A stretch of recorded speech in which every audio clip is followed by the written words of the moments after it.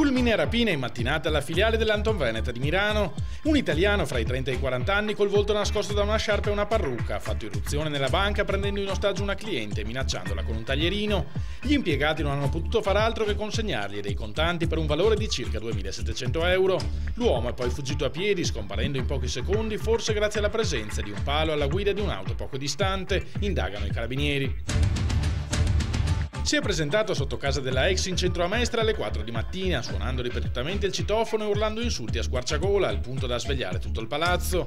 Già denunciato per stalking, il 24enne iracheno è stato arrestato dagli agenti di 2 volanti della polizia chiamate dalla donna, non prima di aver schiaffeggiato un poliziotto e aver minacciato per l'ultima volta di morte l'ex compagna 35enne. Grave incidente poco prima delle 9:30 all'incrocio tra via Marinoni e via Volpino a Santa Maria di Sala. 2 auto si sono scontrate violentemente, forse a causa di una precedenza non rispettata. Ferita una signora di 86 anni che si trovava a bordo di una Fiat 500. L'anziana è rimasta incastrata nell'abitacolo riportando un trauma cranico e una sospetta frattura del bacino. È stata ricoverata all'ospedale All'Angelo e non sarebbe in pericolo di vita. Meno gravi le condizioni dell'altra persona coinvolta alla guida di una Golf.